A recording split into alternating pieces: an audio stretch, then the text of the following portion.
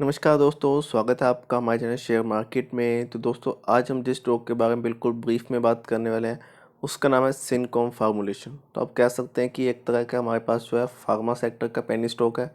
तो 8 रुपीज़ के करीब स्टॉक ट्रेड करता है। तो देखिए, स्टॉक का प्राइस काफ़ी कम है, लेकिन केवल आप नाम सुन के ही कंपनी का उसमें इन्वेस्टमेंट करने की गलती मत करिएगा, क्योंकि हम बिल्कुल डिटेल में एनालिसिस करके आपको बताने वाले हैं कि एक्चुअली में कंपनी क्या है, बिजनेस कैसा है, उसके अलावा फंडामेंटल्स कंपनी के कैसे हैं, फाइनेंशियल कंडीशंस कैसी हैं। सभी चीज़ों को बिल्कुल डिटेल में डिस्कस करेंगे।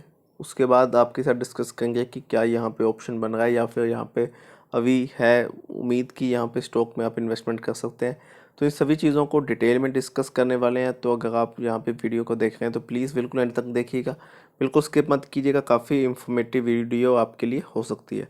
तो चलिए स्टार्ट करते हैं। सबसे पहले कंपनी की बात करें तो कंपनी का जो हमारे पास बिजनेस है तो वो हमारे पास आप देख सकते हैं, Syncom formulation is a global pharmaceutical company that manufacture and market से broad range of health care products.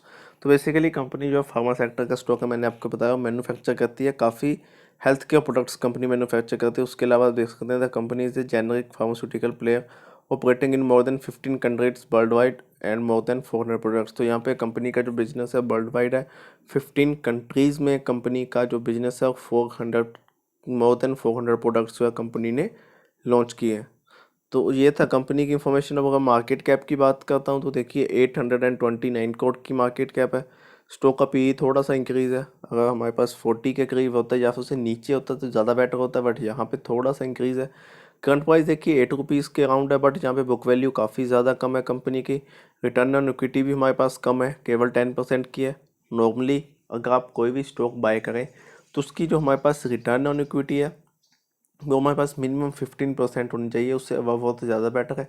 But minimum percentage एक अच्छी एवरेज मानी जाती है, वहाँ से स्टॉक आपके लिए काफ़ी अच्छा होता है। डिविडेंड यील्ड देखिए 0.34% और फेस वैल्यू कंपनी की है 1 रुपी।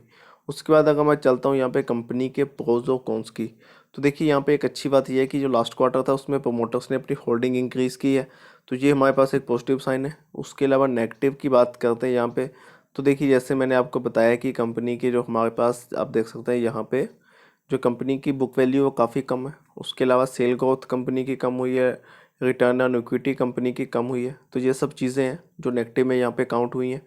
तो उसके बाद चलते हैं नेक्स्ट, तो बात करेंगे कंपनी के शेयर प्राइस के बारे में। तो चलते हैं यहाँ पे कंपनी के शेयर प्राइस के ऊपर।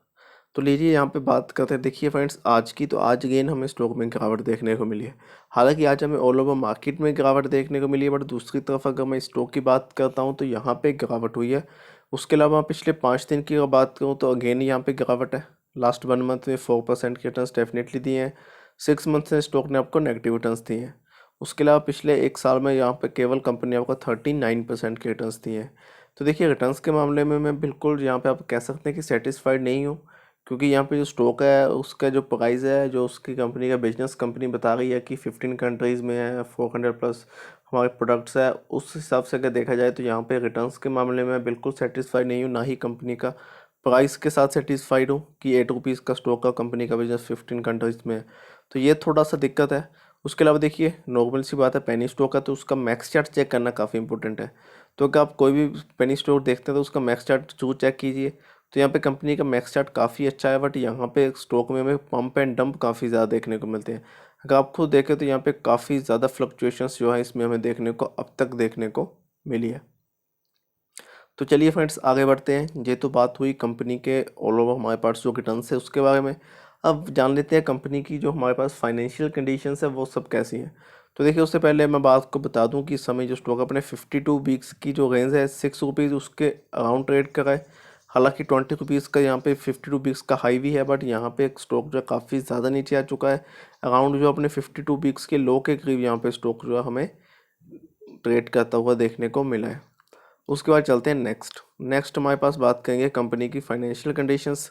तो यहाँ पे बात करेंगे कंपनी के क्वार्टर टू क्वार्टर परफॉर्मेंस की, क्योंकि वहाँ से हमें एक्चुअली कंपनी की परफॉर्मेंस का पता लगेगा कि company back to back quarter to quarter performance company की काफ़ी कैसी रहती है। तो देखिए रेवेन्यू की बात करें तो अब तक काफ़ी अच्छा रेवेन्यू कंपनी ने जनरेट किया था। लास्ट के ग्राफ से अब तक काफ़ी अच्छा जनरेट था, बट इस बार हमें जो है कंपनी के रेवेन्यू में नो डाउट गिरावट देखने को मिली, बट ओवरऑल परफॉर्मेंस अच्छी है। उसके बाद आता है हमारे पास नेट प्रॉफिट। तो नेट प्रॉफिट की बात करें तो यहाँ से इशू थोड़ा सा इंक्रीज़ होता है। देखिए यहाँ से जो हमारे पास सितंबर का क्वार्टर था उसके बाद से ही जो कंपनी का प्रॉफिट है उसमें हमें जो है गिरावट देखने को मिली है। हालांकि कंपनी का रेवेन्यू में हमें इतना डिफरेंस देखने को नहीं मिला था, बट जो कंपनी का नेट प्रॉफिट है उसमें हमें डेफिनेटली जो है डिफरेंस देखने को मिला है। Same as it is graph company का जो हमारे पास अर्निंग पर शेयर है उसका है, यहाँ पे भी आप देख सकते हैं कि गिरावट हुई है। उसके बाद चलते हैं नेक्स्ट अगर बात करें तो यहाँ से आप देखिए, यहाँ से एक जो सबसे अच्छी बात मुझे क्या लगी है वो जो ये है कि कंपनी में जो प्रमोटर्स है उसने होल्डिंग अपनी लगातार क्वार्टर टू क्वार्टर इंक्रीज़ की है। तो ये काफ़ी अच्छा साइन है कि कंपनी में जो है क्वार्टर प्रमोटर्स अपनी होल्डिंग को इंक्रीज़ कर रहे हैं। 50.57% की होल्डिंग है और पब्लिक के पास है यहाँ पे 49%। तो यहाँ पे ये सब चीज़ें हैं। देखिए ये था हमारे पास इनकम फॉर्मूलेशन। यहाँ पे अगर मैं बात करूँ कंपनी के रिटर्न्स की, तो कंपनी ने अब तक इतने अच्छे रिटर्न्स आपको नहीं दिए हैं। हाँ, यहाँ पे कंपनी की जो फाइनेंशियल जो हमारे पास कंडीशंस है वो थोड़ी बेटर है। नो डाउट कंपनी का जो हमारे पास नेट प्रॉफिट है कम हुआ है, बट जो कंपनी ने रेवेन्यू अपना मेंटेन किया है तो यहाँ से पॉसिबिलिटीज़ बन रही हैं कि अगर कंपनी नेक्स्ट क्वार्टर्स में भी ऐसे ही परफॉर्मेंस रखे, अगर अपना वो जो नेट प्रॉफिट है उसको इंक्रीज़ करे, दैन डेफिनेटली एक ऑप्शन आपके लिए बन सकता है यहाँ पे बाइंग का। बट इस समय यहाँ पे बिल्कुल ऑप्शन नहीं है कि आप स्टॉक में इन्वेस्टमेंट करें, क्योंकि आप खुद यहाँ से इस चीज़ का आइडिया लगा सकते हैं जो हमारे पास कंपनी की जो रिटर्न्स है वो इतने बेटर नहीं है। अब तक कंपनी ने आपको काफ़ी निराश किया है। अगर मैं थोड़ा सा इसको और डिटेल में लेके जाऊँगा आपके लिए, थोड़ा सा इसको और ज़्यादा डिटेल में लेके जाऊँगा, तो यहाँ से देखते हैं कि जो हमारे पास कंपनी का जो प्रॉफिट और लॉस है वो उसकी परफॉर्मेंस कैसी है, वो सभी चीज़ें हमारे पास कैसी हैं। तो देखिए ये हमारे पास कंपनी का कंसोलिडेटेड का ग्राफ है अब तक का, जो हमारे पास कंपनी में जो आप देख सकते हैं कि जो सेल है कंपनी की वो कैसी है। देखिए मार्च क्वार्टर से इस वक्त की बात करें तो यहाँ पे ईयर ऑन ईयर बेसिस की बात करें तो यहाँ पे परफॉर्मेंस कंपनी की इंक्रीज़ हुई है। पिछले क्वार्टर से अगर आप बात करें तो पिछले ईयर से डेफिनेटली गिरावट हुई है। आप देख सकते हैं यहाँ से, देखिए जो मार्च हमारे पास 2021 का था उसमें 245 करोड़ था, बट जो मार्च 22 था उसमें 216 करोड़। तो यहाँ पे सेल कंपनी की पहले से कम हुई है। प्रॉफिट पे चलते हैं सीधा। नेट प्रॉफिट की बात करें तो देखिए 29 से कंपनी का प्रॉफिट भी कम हुआ है।